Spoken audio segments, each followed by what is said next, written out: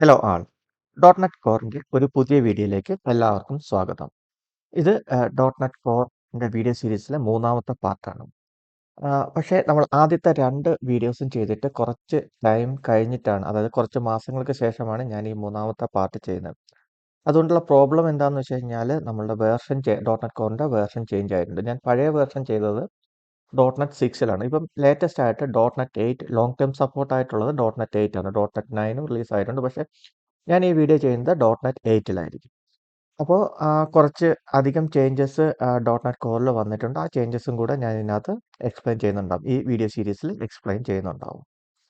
അപ്പോൾ നമുക്ക് ആദ്യമായിട്ട് ഒരു പുതിയ ഡോട്ട് നെറ്റ് കോറിൻ്റെ പ്രോജക്റ്റ് ക്രിയേറ്റ് ചെയ്ത് തന്നെ പോകാം. ഞാനൊരു MVC പ്രോജക്റ്റ് ക്രിയേറ്റ് ചെയ്ത് അതിനകത്ത് കംപ്ലീറ്റ് എൻഡ് ടു എൻഡ് ഒരു ചെറിയൊരു ആപ്ലിക്കേഷൻ ചെയ്ത് അത് ഡാറ്റാബേസിൽ സേവ് ചെയ്യുന്നത് എങ്ങനെ എന്നുള്ളത് വരെ ഞാൻ എക്സ്പ്ലെയിൻ ചെയ്യുന്നുണ്ടാവും. ഇതിനകത്ത് ഞാൻ എൻറ്റിറ്റി ഫ്രെയിംവർക്ക് ആയിരിക്കും യൂസ് ചെയ്യുന്നത്.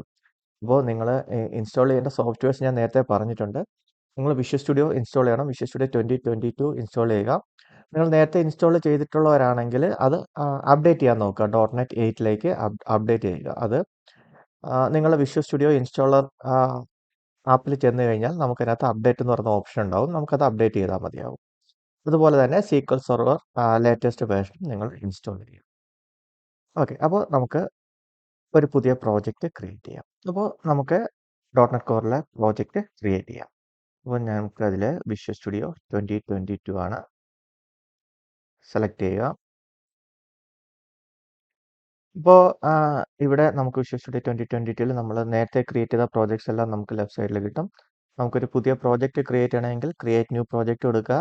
അല്ലെങ്കിൽ നമുക്ക് വേറെ ഏതെങ്കിലും ഗിറ്റിന്നോ TFSന്നോ നമുക്ക് ഡൗൺലോഡ് ചെയ്തെടുക്കണമെങ്കിൽ റീസ്റ്റോർ ചെയ്യണമെങ്കിൽ നമുക്ക് ക്ലോൺ റിപ്പോസിറ്ററി കൊടുത്താൽ മതി. ഞാനിപ്പം ക്രിയേറ്റ് ന്യൂ പ്രോജക്റ്റ് കൊടുക്കുന്നു.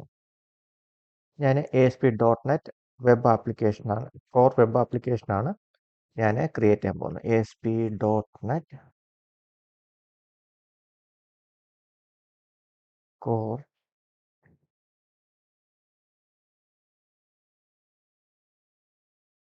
Web app model view controller. ഞാൻ ഈ ആപ്ലിക്കേഷനാണ് ക്രിയേറ്റ് ചെയ്യാൻ പോകുന്നത്. നെക്സ്റ്റ്. ഓക്കെ, ഞാനൊരു പേര് കൊടുക്കുന്നു, ഓൺലൈൻ സ്റ്റോർ.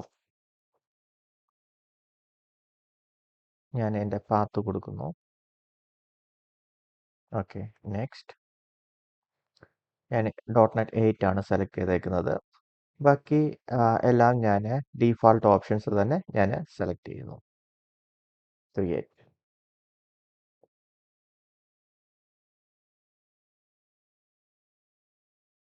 ഓക്കെ, അപ്പോൾ നമ്മുടെ പ്രോജക്റ്റ് ഇവിടെ ക്രിയേറ്റ് ആയിട്ട് വന്നിട്ടുണ്ട്.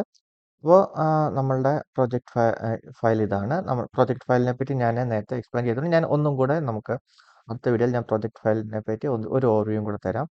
പിന്നെ നമ്മുടെ പ്രോജക്റ്റ് സ്ട്രക്ചർ നോക്കുകയാണെങ്കിൽ ചില ഫയൽസ് നമുക്ക് ഇതിനകത്ത് കാണാൻ കഴിയില്ല. ഫോർ എക്സാമ്പിൾ, പഴയ വേർഷനെ അപേക്ഷിച്ച് സ്റ്റാർട്ടപ്പ് ക്ലാസ് നമുക്ക് ഇവിടെ ഇല്ല. അതിന് പകരം പ്രോഗ്രാം ക്ലാസ് മാത്രമേ ഉള്ളൂ. അപ്പോൾ പുതിയ വേർഷനകത്ത് എന്താ ചെയ്തതെന്ന് വെച്ച് കഴിഞ്ഞാൽ സ്റ്റാർട്ടപ്പ് ക്ലാസ്സും കൂടെ നമ്മുടെ പ്രോഗ്രാം വേർഷനകത്തേക്ക് ഇൻറ്റഗ്രേറ്റ് ചെയ്തിട്ടുണ്ട്. നമ്മൾ സ്റ്റാർട്ടപ്പ് ക്ലാസ്സിൽ എഴുതുന്ന എല്ലാ കാര്യങ്ങളും നമ്മൾ ഇനി മുതൽ എഴുതാൻ പോകുന്നത് പ്രോഗ്രാം ക്ലാസ്സിലായിരിക്കും. ഓക്കെ, അപ്പോൾ നമ്മുടെ പ്രോജക്റ്റ് കണ്ടിന്യൂ ചെയ്യുന്ന മുമ്പായിട്ട് നമുക്ക് ഡോട്ട് നെറ്റ് കോറിൻ്റെ റോഡ് മാപ്പ് എന്ന് നോക്കാം. അതായത് നമ്മളുടെ മൈക്രോസോഫ്റ്റ് ആദ്യമായിട്ട് വെബ് ഫോംസ് നമുക്ക് ഇൻട്രൊഡ്യൂസ് ചെയ്തത് 2002ലാണ്. നമുക്ക് ആദ്യമായിട്ട് വെബ് ഫോംസ് ഇൻട്രൊഡ്യൂസ് ചെയ്തത്. അത് കഴിഞ്ഞിട്ട് ആ വെബ് ഫോംസിനകത്ത് കുറച്ച് ഇഷ്യൂസ് ഉണ്ടായിരുന്നു. അതെല്ലാം സോൾവ് ചെയ്തിട്ട് MVC ക്രിയേറ്റ് ചെയ്തു. ഒരു MVC ആർക്കിടെക്ചർ ക്രിയേറ്റ് ചെയ്തു. അത് 2009ലായിരുന്നു. അപ്പോൾ ഈ MVCക്കകത്തും വെബ് ഫോമിനകത്തും ഉള്ള ഇഷ്യൂസ് സോൾവ് ചെയ്യാൻ വേണ്ടിയിട്ടാണ് പിന്നീട് ഡോട്ട് നെറ്റ് കോർ ഇൻട്രൊഡ്യൂസ് ചെയ്തത്. ഡോട്ട് നെറ്റ് കോർ ആദ്യമായിട്ട് ഇൻട്രൊഡ്യൂസ് ചെയ്ത് 2016 ആണ്. അത് കഴിഞ്ഞ് 2.0 വേർഷൻ 2018 റിലീസ് ചെയ്തു. അതിനുശേഷം കണ്ടിന്യൂസ് ആയിട്ട് മൈക്രോസോഫ്റ്റ് ഓരോരോ എല്ലാ വർഷവും നവംബർ മാസത്തിൽ പുതിയ പുതിയ വേർഷൻസ് റിലീസ് ചെയ്യാറുണ്ടായിരുന്നു. അപ്പോൾ ലാസ്റ്റ് 2 വേർഷൻസ് റിലീസ് ചെയ്തേക്കുന്നത് 2022 ഡോട്ട് നെറ്റ് 7ഉം 2023 നവംബറിൽ ഡോട്ട് നെറ്റ് കോർ 8ഉം ആണ്. അപ്പോൾ നമ്മൾ സാധാരണ ഡോട്ട് നെറ്റ് ഫ്രെയിംവർക്കും ഡോട്ട് നെറ്റ് കോറും തമ്മിൽ നല്ല വ്യത്യാസമുണ്ട്. ആദ്യത്തെ വേർഷൻ വെബ് ഫോമും MVCയും തമ്മിൽ ഉള്ള മെയിൻ വ്യത്യാസം MVC ഒരു ആർക്കിടെക്ചർ പാറ്റേൺ ആയിരുന്നു. അതുപോലെ തന്നെ വെബ് ഫോമിന്റെ ഒരു മോഡിഫിക്കേഷൻ ടൈപ്പ് ആയിരുന്നു MVC എന്നുള്ളത്. അതായത് അത് റീറൈറ്റ് ആയിരുന്നില്ല. പക്ഷേ ഡോട്ട് നെറ്റ് കോറിൽ വന്നപ്പോൾ ഈ ഡോട്ട് നെറ്റ് ഫ്രെയിംവർക്ക് കംപ്ലീറ്റ് ആയിട്ട് റീറൈറ്റ്, അതായത് ഇതിന്റെ കണ്ടിന്യൂഷൻ ആയിരുന്നില്ല, ഇതിന്റെ മോഡിഫിക്കേഷൻ ആയിരുന്നില്ല. ഡോട്ട് നെറ്റ് കോർ എന്ന് പറയുന്നത് ഇതിന്റെ റീറൈറ്റ് തന്നെയാണ്, ഒരു പുതിയ ഫ്രെയിംവർക്ക് ആയിട്ട് തന്നെയാണ് മൈക്രോസോഫ്റ്റ് അത് ഇൻട്രൊഡ്യൂസ് ചെയ്തത്. അപ്പോൾ മെയിനായിട്ട് ഡോട്ട് നെറ്റ് കോറിന്റെ അഡ്വാൻറ്റേജ് എന്ന് പറഞ്ഞു കഴിഞ്ഞാൽ ഡോട്ട് നെറ്റ് കോർ ഒരു ഓപ്പൺ സോഴ്സ് ആണ്.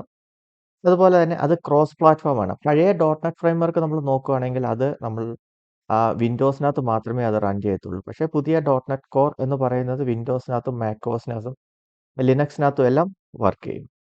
അതുപോലെ തന്നെ പുതിയ ഡോട്ട് നെറ്റ് കോറിനകത്ത് ബിൽറ്റ് ഇൻ ഡിപ്പെൻഡൻസി ഇഞ്ചക്ഷൻ ഉണ്ട്.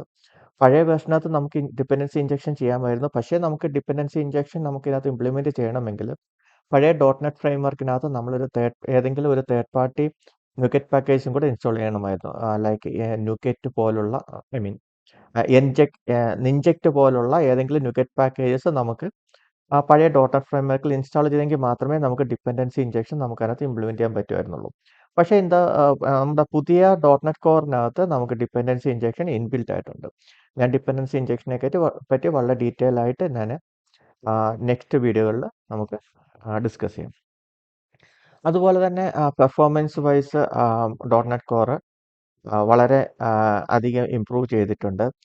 ഫോർ എക്സാമ്പിൾ പറയുകയാണെങ്കിൽ നമ്മൾ നേരത്തെ ഒരു വലിയ DLL യൂസ് ചെയ്യുന്നതിന് പകരം നമ്മളുടെ ഡോട്ട് നെറ്റ് കോർ പുതിയ വേർഷനിൽ ചെറിയ ചെറിയ DLLകളായിട്ട് അത് സ്പ്ലിറ്റ് ചെയ്തിട്ടുണ്ട്.